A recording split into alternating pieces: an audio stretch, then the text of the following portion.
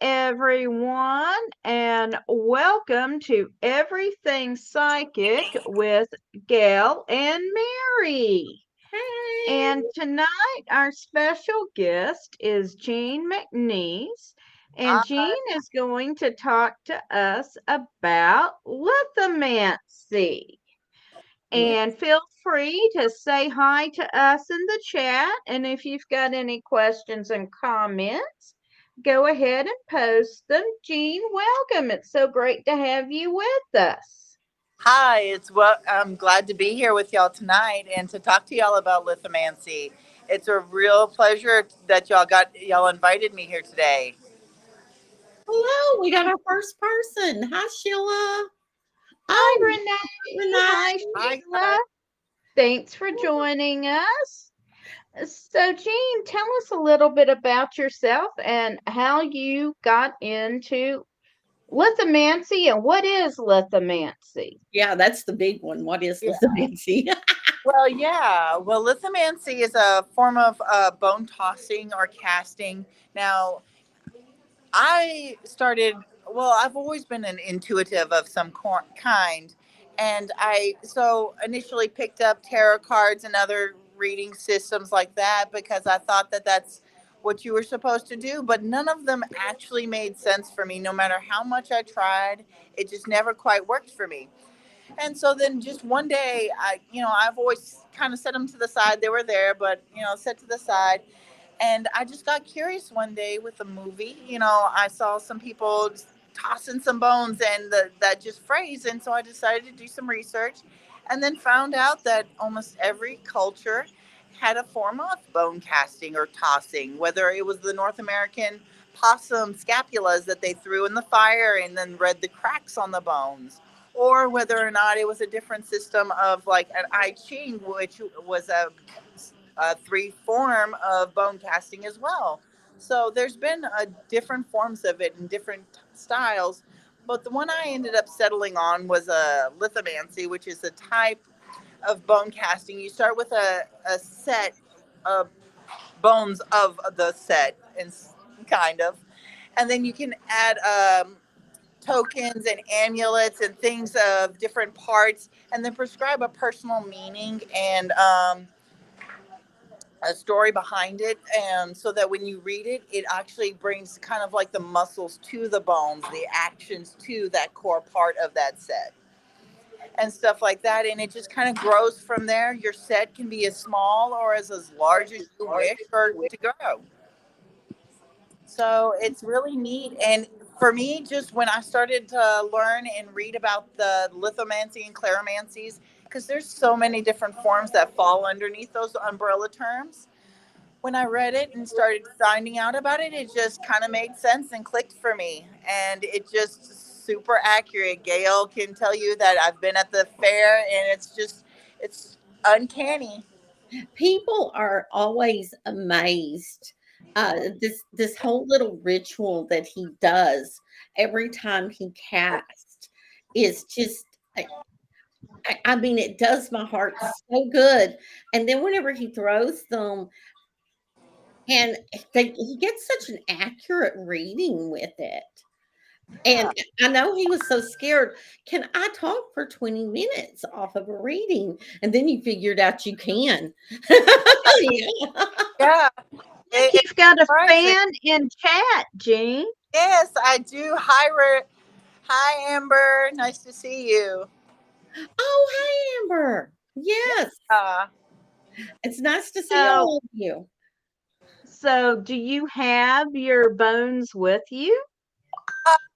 bring them with me. The reason why is because one of the things that I have told people to get a touch in through the Facebook with me, I don't read over the phone or the video, because part of my actual system is I actually have to have you breathe on the bones. The bones are cleansed after every reading, and then you breathe your breath of life, and it tells your story. So I cannot do that, unfortunately, over video. Yeah, I probably should have brought them to let y'all just look at them, but at least my mind was going along that route of that it wouldn't have Okay. been the same. Right. That would have been nice to see them, but can you tell I us what sorts of objects you have?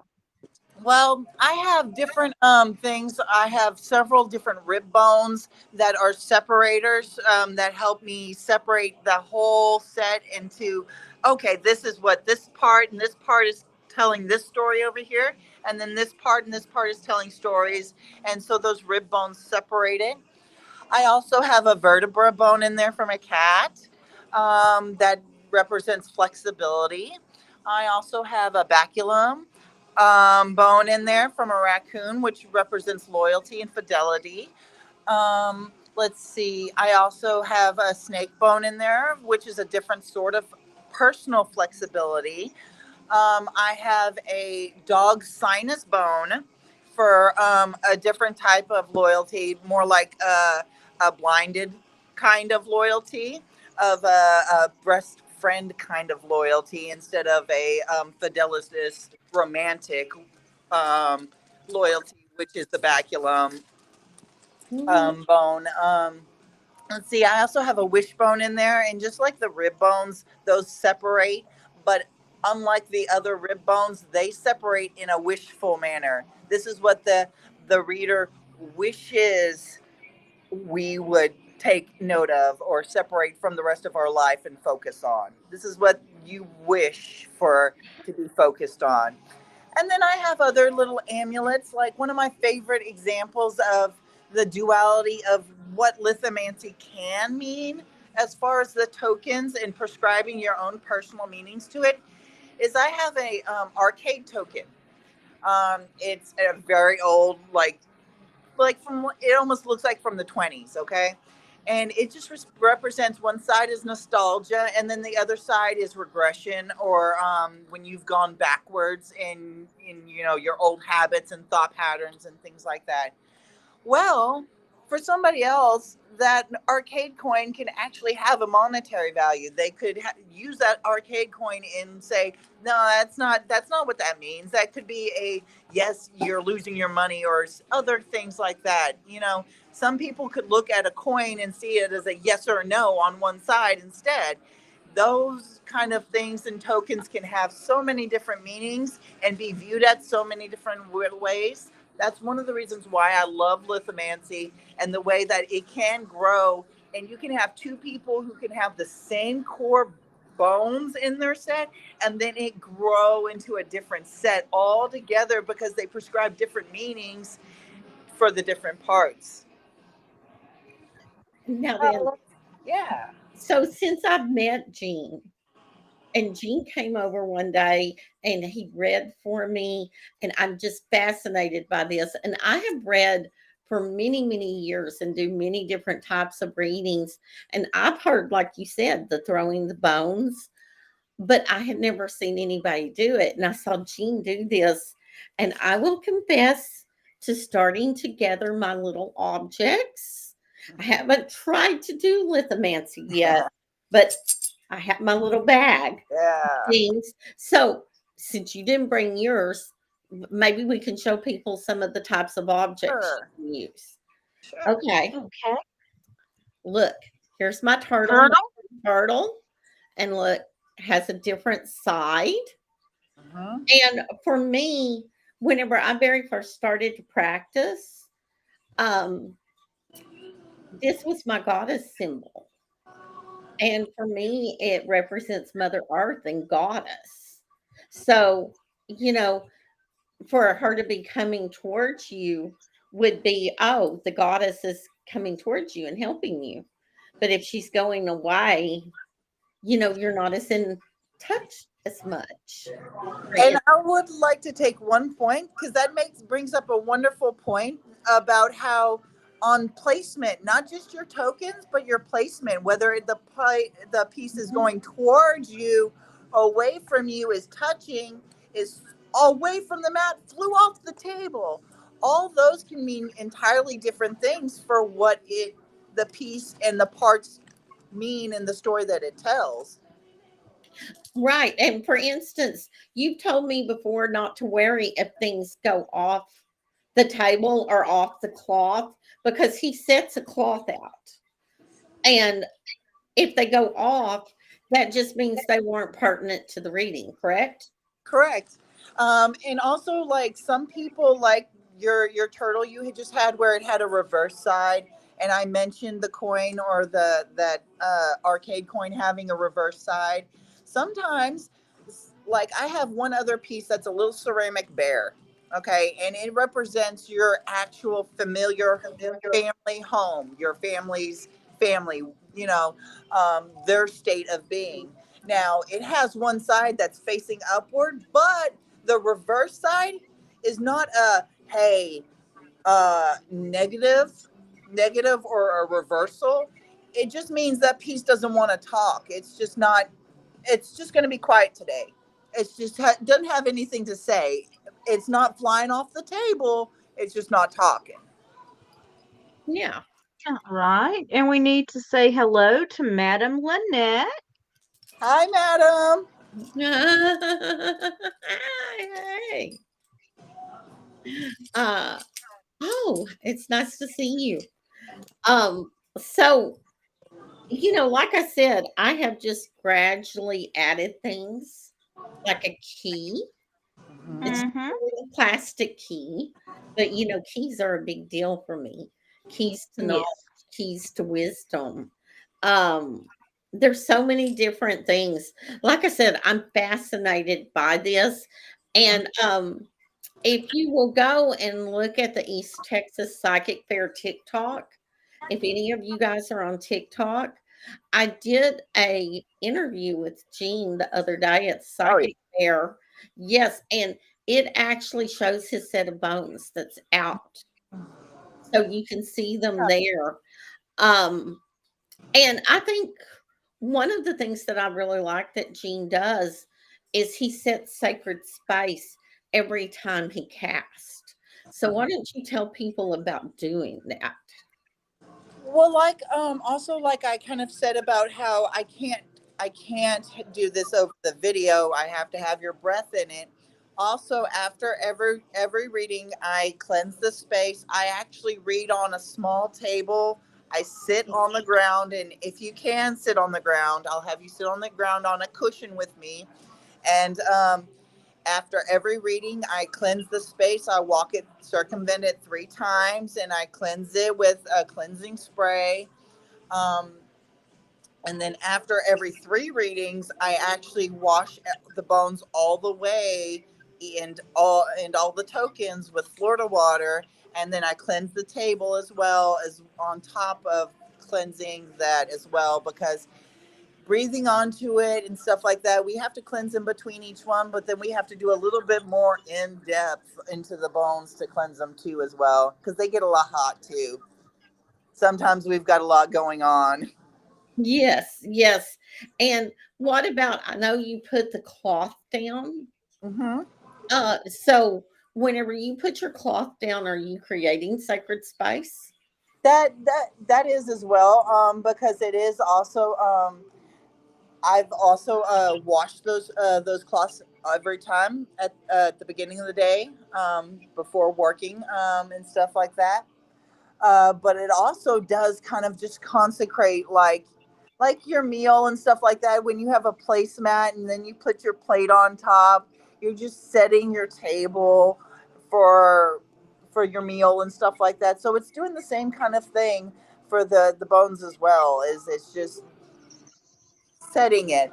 And I've also started to create a couple different mats as well. Like I have one that's a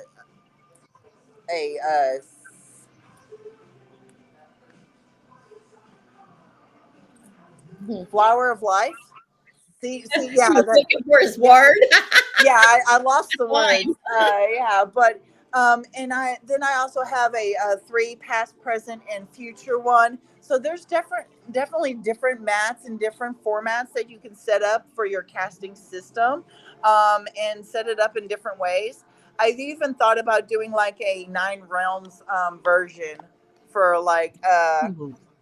for my Norse pagans out there and stuff like that for those readings as well. You see, I love how you're learning and growing with this and tailoring it. Huh. And Gene actually sells beginning lithomancy kits. He has some made up, and they have some basic bones in them. Tell people how you get bones. I, Actually, that's one of the reasons why, if you can't tell, I'm in the back of a Starbucks. I live out in the middle of the country, in the middle of nowhere. We live on like 30 acres of forest, and I walk the forest. I find the bones and what's come there, what's been dragged there, what has been, it's all naturally sourced. It's all naturally sourced, and I clean it myself. And then I whiten them naturally as well, and I go to farmers and stuff like that as well, who I source from as well. And we just use them that way. My beginner kits have a foreleg, a back leg, a backbone, and then a seed, which is in essence the bone of the earth or a plant, only it's got the potential to grow, unlike most other bones or hard surfaces. Then I also have a stone in there, which is another hard bone of the earth. And let's see what else. I have seashells in there as well, from the ocean as well. Actually, from Galveston, I source all my seashells and ocean products from Galveston, and stuff like that. So those are in there as well. And all of them, I've written out all their correspondences, what they mean, like how the foreleg is more for working and stuff like that, whereas the back leg is more for travel because you're pushing off and going, and different things like that, and how to try and make sense of that a little bit. Because why is the back leg good for travel, whereas the foreleg is not? Because we're doing things with our arms, which would be the foreleg. We work with our forearms or the forelegs of the animal and things like that. So it's kind of trying to make What? sense of that. You see what I said? It's a fascinating subject, It isn't it, Mary? truly is. And let's see. Hi, Okay, we will everyone. call you Charmaine, and hello to Chaley, Marguerite, and Elio. Thank you so Hi. much for joining us. So, Hi. does anybody out there have any questions about lithomancy? I mean, you can sit here and listen to us talk, and but I know that somebody's got to have a question out there. So Um, please post your questions, and I will tell you, I attended a workshop on bone reading many years ago, Awesome. and the woman reading it started off by telling us about pulling over to the side of the road, scooping up a raccoon that had been hit by a car, and taking it home and boiling it down to uh, get the bones.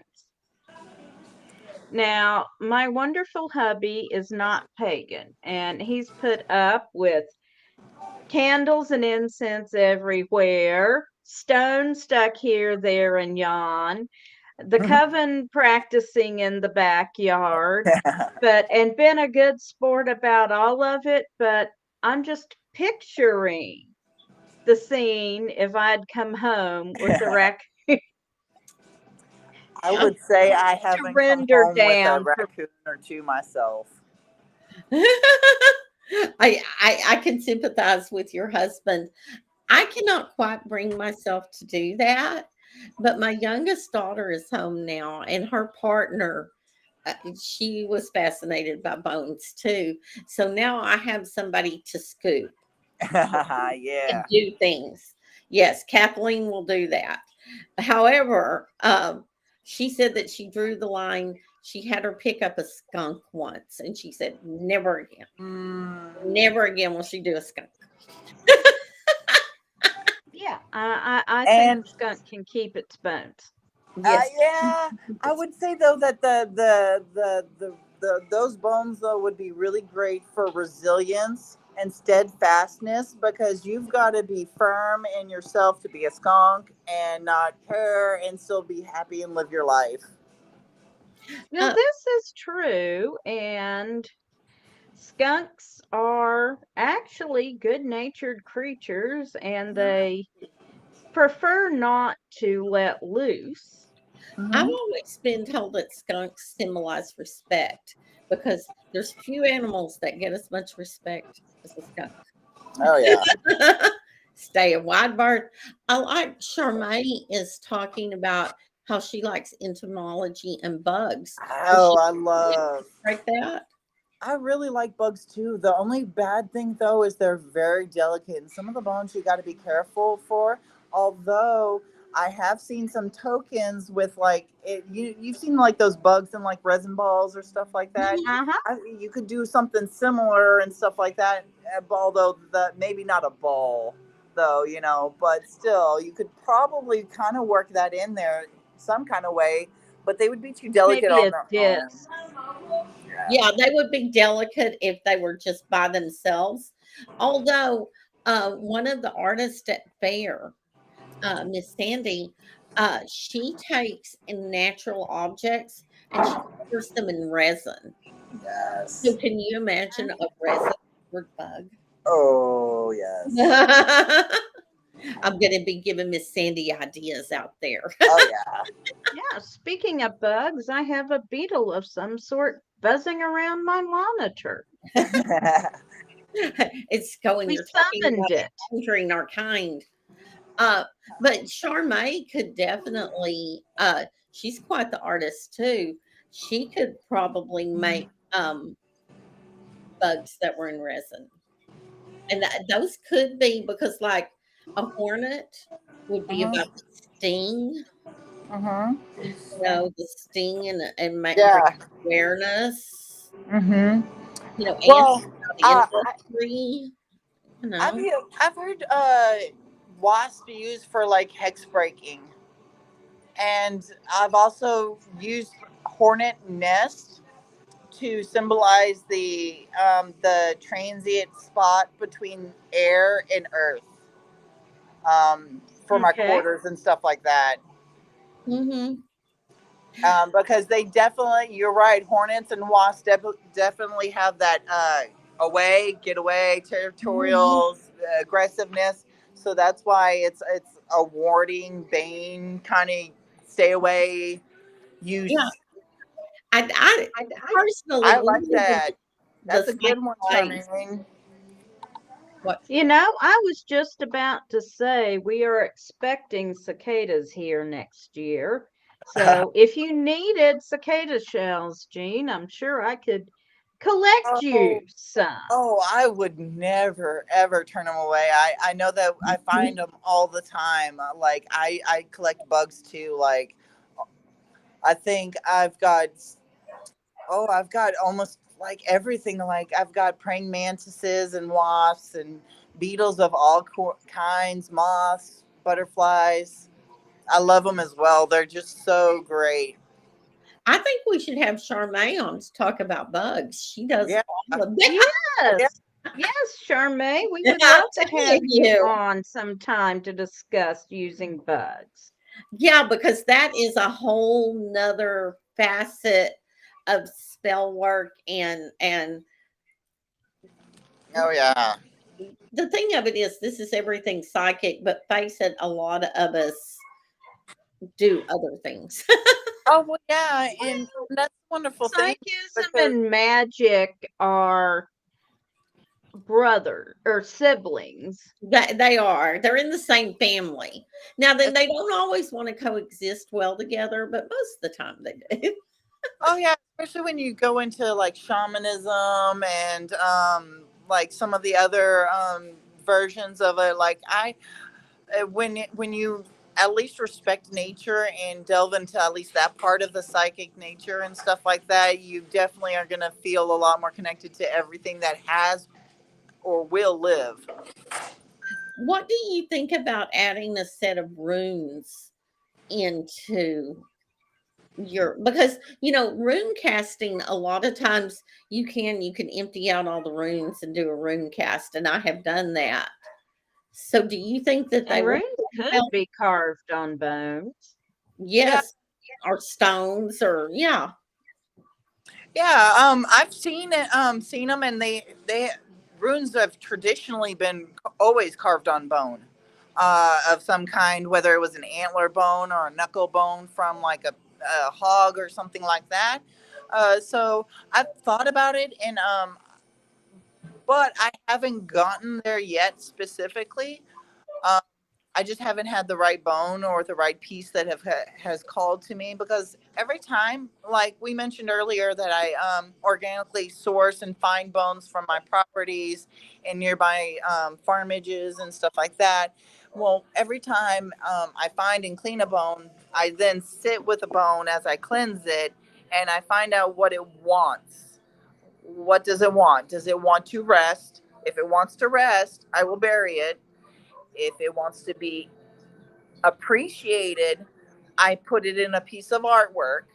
And if it wants to work, then I will put it in a casting system. Um, and if it wants to continue to live on like that, um, and I find out what it wants as I cleanse it and sit with it before, and then that tells me where it's going to go. And that depends on, this part of this raccoon may want to rest, so this is where it goes. This part, oh my, the snake wants to go into artwork, so now it's going to be earrings now and stuff like that. So it just depends on what I end up with. And so far, I just haven't ended up with anything that wants to be that yet. But I have considered it. Yeah, well, runes can also be stones and there's other things, but what you're saying is those things need to be natural and naturally sourced. Oh, yeah. And I've thought about, like, I like your question about how some people use tarot and oracle cards together. For me and my lithomancy, I cards just never really worked. And yeah, I've worked with runes before, so but they never really clicked with me like how my bone casting system has worked. The way I probably will incorporate it will be having a rune piece in there instead of runes in my set, like a complete rune set and a complete bone set. For me, I that just wouldn't work so much. I know that some readers do incorporate oracle and tarot together and mix them together. For me, that particular system just hasn't worked out for me. But that since the runes did have that organic, natural origin, I might be able to incorporate like one of those. But that's just my personal experience and practice. Hmm. Whereas I kind of use shells and other stones and stuff like that in my system as well. It's mixed, but not wholly one or another. But I totally agree. That's kind of what lithomancy is. It has the runes, the stones, the wood, the charms, everything, etc., etc., etc. Just little bits of etc., etc., and etc. Okay, Well, Jean, I've got a question for you.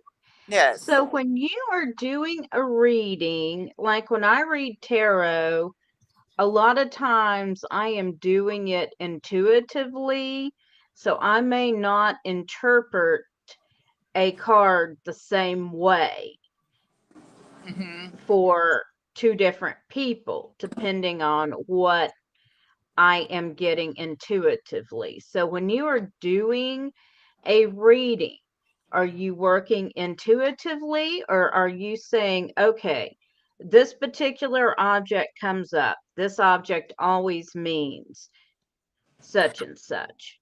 I typically will say I intuit, because the thing about it is pieces can mean the same thing over and over again. But like we were mentioning at the very beginning with that turtle piece, it depends. Is it going towards? Is it going away? What is it going towards or away from? If it's going towards this over here, that piece over there means danger. Is it going away from the danger? A lot of it is intuitive because a lot of it means so much depending on what's going to, away from, where is it at? Is it up here and down there? Or is it all clumped on top of each other? Is it all spread out all over the place and nothing's touching nothing? So a lot of it has to be ended up being intuitive because it doesn't quite mean the same thing, even though it looks like it's almost the same thing. yeah, you know, Okay.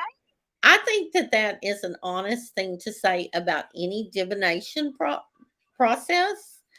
You know, the card or the stone or the whatever means what it means, but the layout is what really governs how it interrelates. Yes. And I think that's fair, and they go hand in hand. You can't have one without the other. Oh no. Yeah. Yeah. And I want to say that everyone has to. I agree. Everyone has to intuit to a certain degree because otherwise, e- everyone would be able to read. I mean, everyone can read, but it would you just be able to throw out cards and it wouldn't have the same calling. It's weird. I don't know if I'm making that quite make sense. Everyone can learn to read, but reading is a skill. It's a skill, but it's also an art. It's both, definitely. It is definitely both. Um, They said that was better said. yeah. Well, I mean, I have taught cards for a long time, and I actually think that I'm going to start doing a, a card Patreon class. I'm hoping. I've been working on that a little bit, but there's a lot of moving parts and pieces to it. And anybody that thinks that they're just going to sit down and read a book on lithomancy, on tarot, on numerology, and then that they're going to do readings for people, you got another think. And there's a lot to it. I mean, how There long is. have you worked on your lithomancy kit, Jean? Oh, it's been I want to say I've been working on it for at least 5 years, but I may have only been practicing on it, but I've been doing the research, I've been building it, I've been trying it out and practicing because sometimes you think something will work and nope, look, it just flew off over there and broke into 100 different pieces. Yeah. Yes, Didn't want to be part of the set. Didn't want to Nope, do it. and you Yeah. can't force things sometimes, so Hmm. very true. Anytime you try and force any kind of magical object, you're most likely going to get an explosion. right back. Yeah, yeah, And you're very right too. We do have to read the individual person. You can't be uh, a total hermit and be able to do this. You have to be a people person. You have to want to help and heal Yes, and be there for other people because this is a service. You're gonna have it to tell is. people things that are hard that they don't want to hear. Um, and sometimes it's You're trying to going to have to be prepared to have someone sob on your shoulder and keep the Kleenex out when you're reading or under find. your table in your bag. I have Kleenex when I'm reading. hmm and a lot of times they're good tears. It's not necessarily that people are mad. They're just it's such a release. And I call it God message days whenever Mhm. it's like that. Sometimes people want to hear it come out of somebody's mouth. They Yeah, know Yes, what you're going to but tell they them. need some confirmation. They do, and it is. I think that it's a little bit addictive for people to read. And whenever somebody gets it and they're just like, "Oh my god, how did you know that?" Mhm. It's the most wonderful feeling to be able to give that to somebody. It but truly is. it is, but I never hope I never lose the nerves from wanting to make sure I'm right, from making sure I'm not telling a lie or telling what I want the bones or this readout to say because I don't want to make you cry. I don't want to tell Right. you a hard truth because you asked me about your love life and it's not so happy.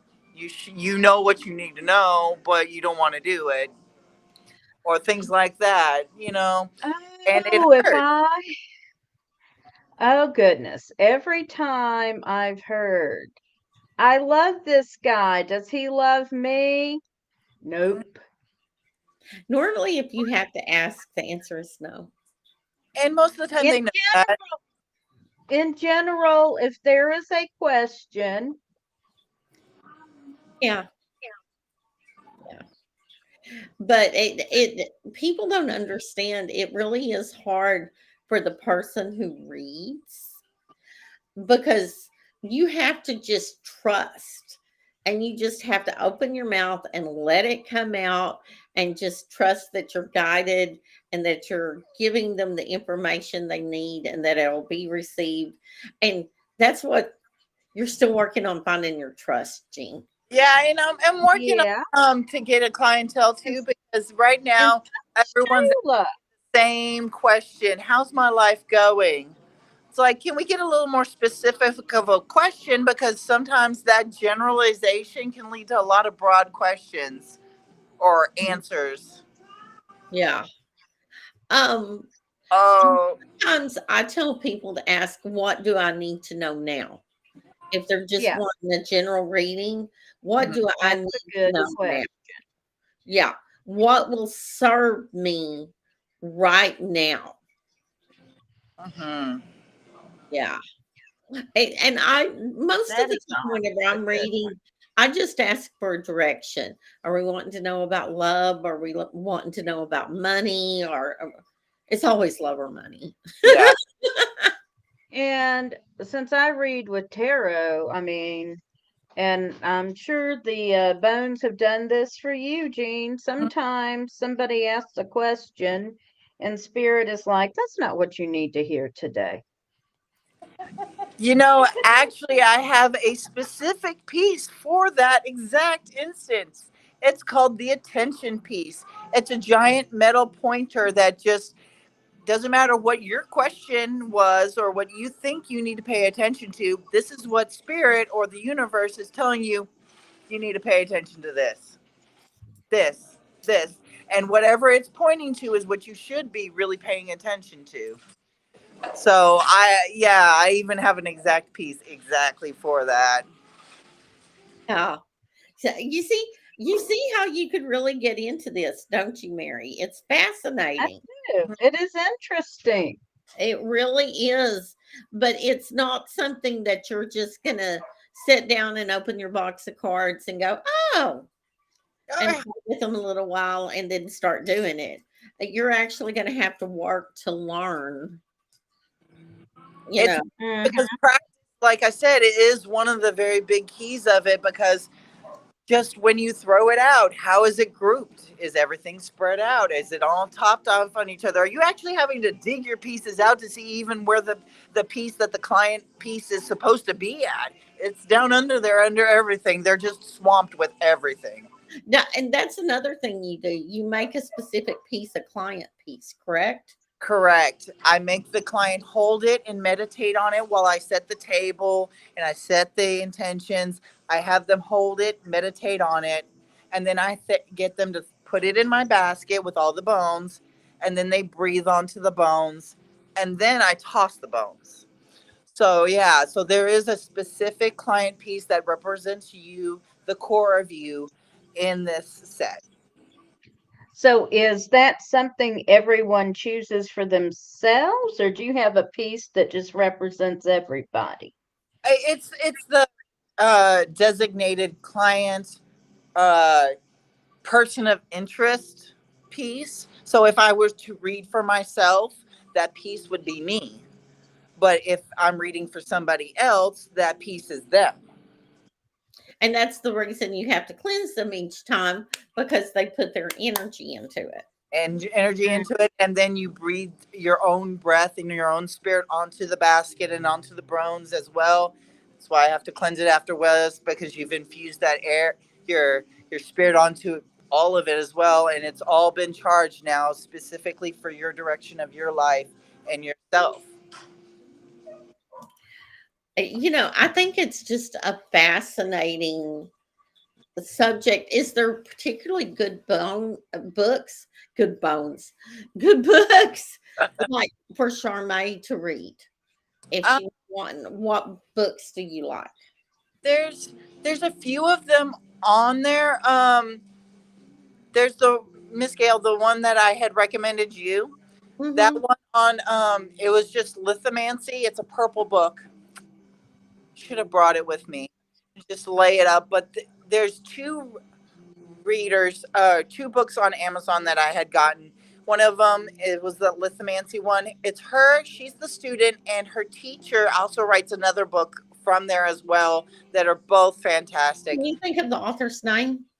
Uh, Catherine something. One second. Oh. Hmm. Uh, And, books are good, but there's nothing like learning from somebody who does it. Oh yeah. This is true. There is not. Yes. And I actually think the day that Jean came over and that we worked on this a little bit, that we learned a lot from each other. Oh yeah. There definitely is because you have to like mentioned earlier on reading people. There is definitely learning certain things. How the bones will react to you and how they react to the different parts of the set and bounce off of each other and tell the stories in different ways because we're all different and we all interact in different unique ways and that brings up amazing different connections and stuff like that and sometimes you just end up learning your set better with each casting because of your different clients. Yes. That's fascinating. It really is a fascinating subject. I have been talking to Mary about you and lithomancy since I met her. I'm totally Yeah, she has. fascinated by this. I truly am. And I am one of those people that pick up and do readings and do different types of things.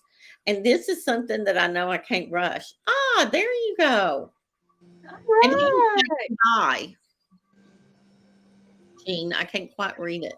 Lithomancy, Divination, and Spellcraft with Stones, Crystals, and Coins by Reverend Dr. John St. German.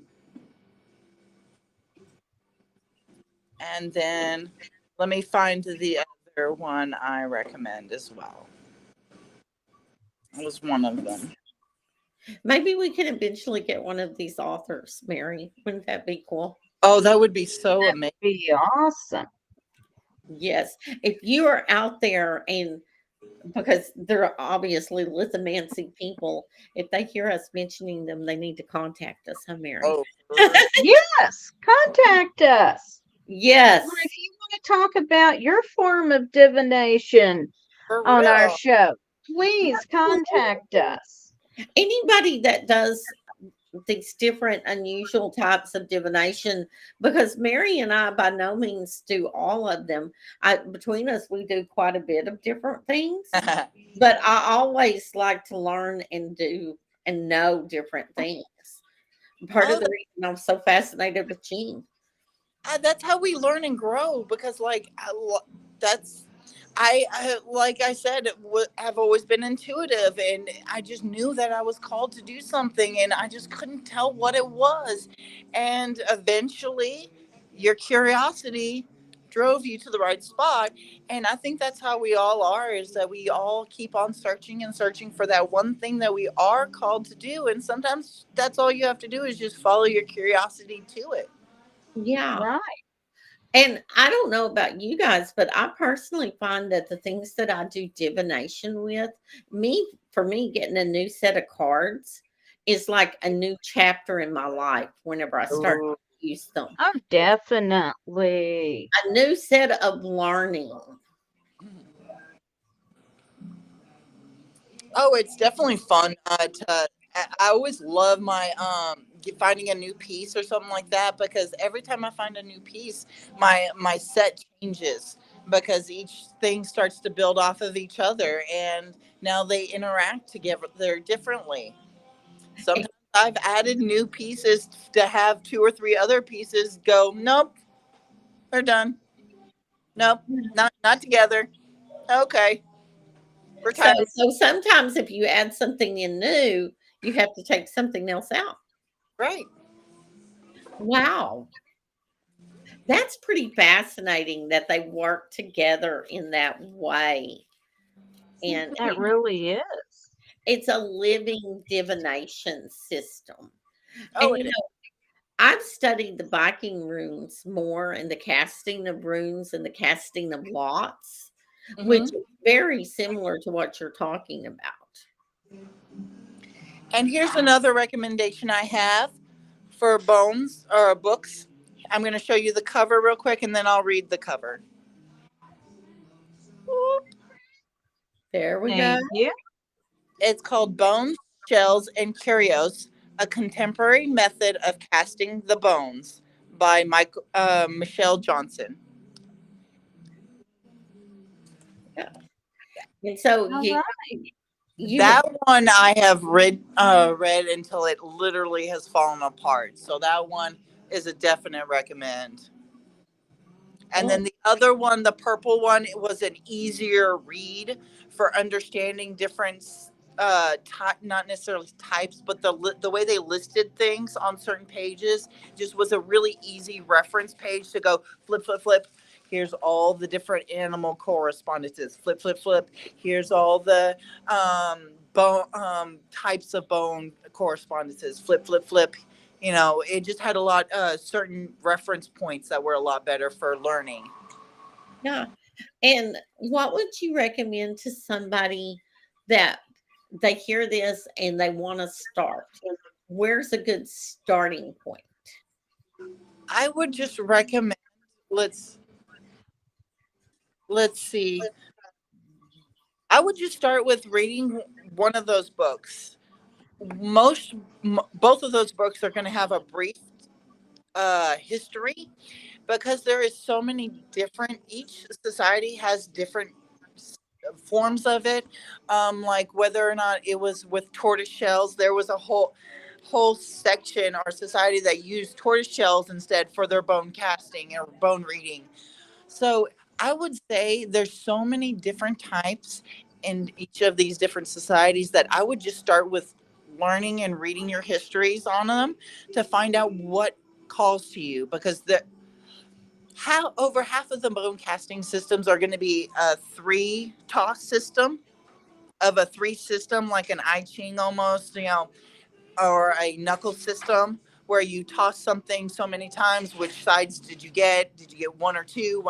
How many times? And things like that. So depends on what's going to be your calling, and there's so much variety there that that's where you need to start, is to start doing your research on the history of the bones and stuff like that to find out which system's going to call to you. Is it going to be an eclectic, like me, casting system that has tokens and bones and shells and seeds and bones and amulets, or is it just going to be a knuckle bone only, or is it going to be a burning the bones and reading the cracks, or which kind of bone casting will it be? So just that would be my recommendation, is to read it. It's like there's differences between oracle cards, and tarot cards, Grow and and regular Mhm. cards, and then so many different other cards. Just find out the history so that you can find out where your calling is. Not the one you heard about, but if you got heard about it and got curious, follow the curiosity and see if through the histories, if there's actually some part of that that held true, or if it was just curiosity and it moved you on to the next thing. for instance, if you've always been drawn to Native American things, look for Native American bone casting Hmm. and start there. Yeah. Start there. Or if you've been drawn to like the Norse and Viking runes, you can Yeah. start with that. And yeah, And the Norse Viking runes were always like on little antler pieces and parts too, so it's still part of the bone casting system. Although in a more modern age, we've used plastics and other things like that to kind of um, sanitize it for Western society, but that was the original origins. But it would still hold true. So find out. yeah. Find out what works for you. I mean, runes were actually put on wood, they were put on bone, they were put on stone, clay. Everything. There's so many different things, and we do not realize how many rooms are actually used in our everyday society either. They Oh, yeah. show up a lot. Mm-hmm. Yes, they really do. Yeah. So, what else can you think of that you would like to ask Jean Mary? Oh, one thing I would like to bring up that is kind of important Okay. for me in the bone casting system is I always cover my bones in a natural substance. They're kept in a um, grass basket, and then they're wrapped in cloth. Every time I don't ever let my bones touch anything, like wrap them in plastic or anything like that. I always keep them in a nice basket so that they can breathe, so to speak. They're not actually confined and wrapped up, that they still have a breathable space, a natural breathable space. Um, Only consideration, bags are fine to keep them in and stuff like that. Just please don't wrap them in plastic.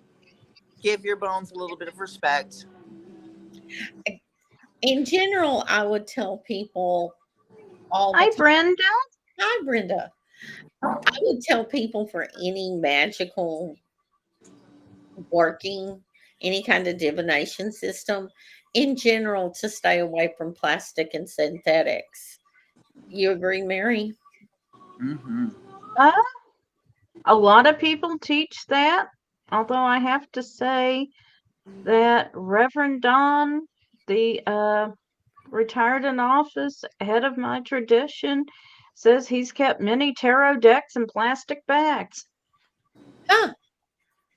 I don't know. So, You know? You know, it's also one of those things that probably can be also appropriation. Like some people argue about how veganism is better, but some people are like, you eat what's available and what's necessary for you to continue. Same kind of thing is, is the only thing you have plastic? Then if that's what you have and what you need to use, then as long as you intentionally use it and put your intention in your spirit to cleansing it, then why can't it be clean?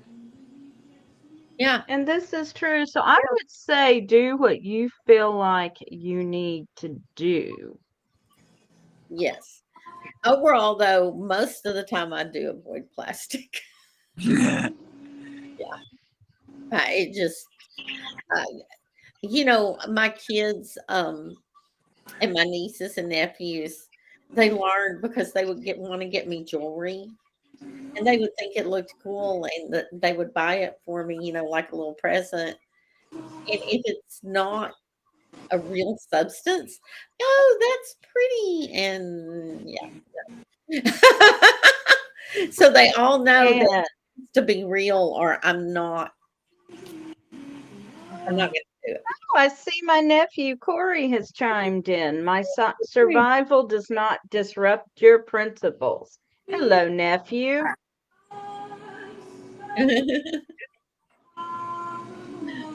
So, what is the big takeaway that you would like people to have about lithomancy?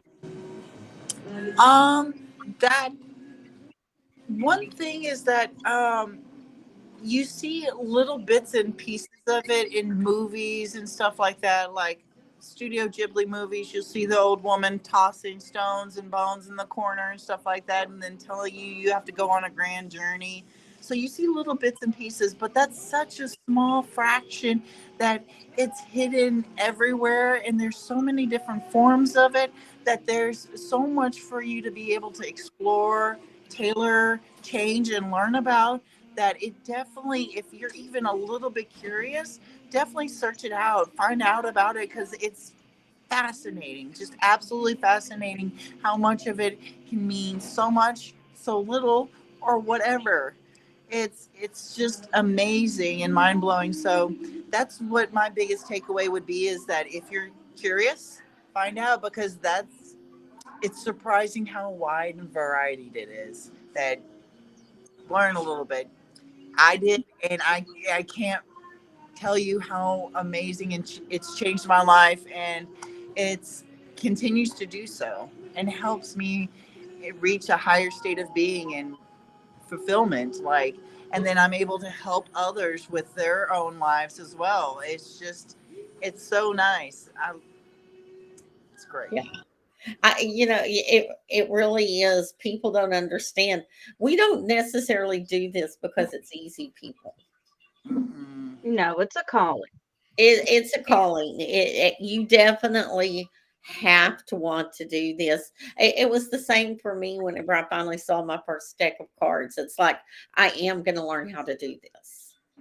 I Mm-hmm. will study and I will learn. And I remember taking as much time as you did, and everybody being, "Oh, I don't want to see those cards again," because you're you're you're like so laser focused. You are going to do this, and it really takes that kind of dedication if you're really going to learn a divination system.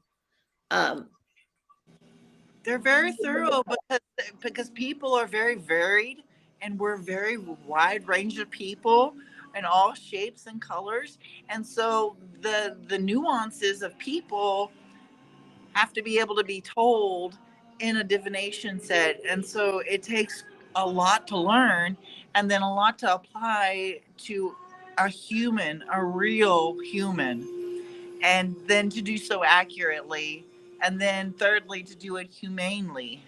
yeah. Yes.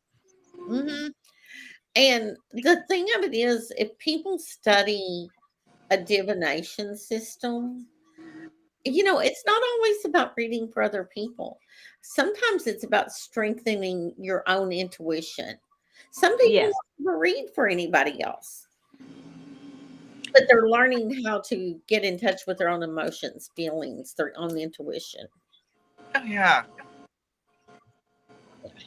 Well, and we are coming up on the top of the hour What? here, Jean. I want to thank you All so right. much for coming tonight. This has been Thank great. I you. know I have learned so much. Well, thank you. Thank you so Fascinating. much. Yes. I appreciate I both y'all. We're both lovely, and thank you so much. I didn't even notice the whole hour go by. It was so great, Yeah, ladies. just a Thank you, flew. Brenda. Thank you, and Corey. Thank you, Sharma. Thank you, everybody who showed up. Amber, everybody, Marjorie, Yes. Elio, and everyone who will see this eventually sometime. Yes. yeah, thank you everyone in chat who's been interacting with us. And I'm just going to throw this out in August 1st. We Oh, are going to Andrea. be Andrea. Let Well, me go back and give watch the Pumpkin Facebook World a School. few minutes and it will load back up and you can watch the broadcast again since you missed it. And I just want to add that starting August the 1st, Pagan World TV will be running a special programming around the Parliament of World's Religions.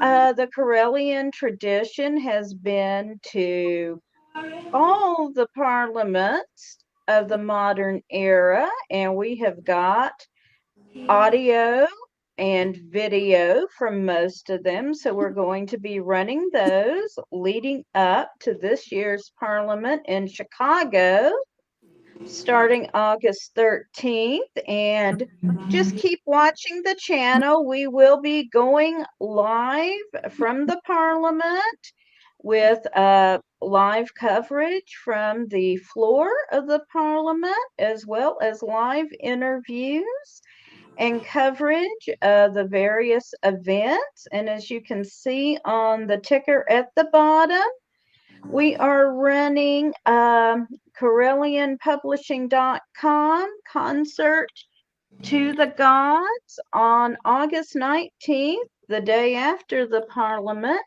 We are going to have a special presentation you can only see if you purchase this ticket for just $10. We're going to have a symposium. Byron Ballard will be our keynote speaker. She'll be giving her remarks on what she's witnessed at the Parliament. So will Reverend Don Lewis, and we'll have other speakers. We'll also have a concert with music from Brian Hankey and Suriel Lynn and Cloud the Pagan Rapper and others. So please go grab your ticket for just $10. Yes, and you can watch this via the Roku app. You go to Pagan World TV. Yes. Now, you're not going to get the concert to the gods that way. We'll be sending our ticket holders a special link that the broadcast will not be on Roku. That will be an exclusive. Right. But this show you can go back and see that way, and you can see all of the other ones we've done and a variety of different content. Yes. Yes. So Thank please you, everyone, for joining us. tune in to Pagan World TV and everything psychic. Goodbye, everyone. Blessed Peace. be. Bye, guys. Bless be.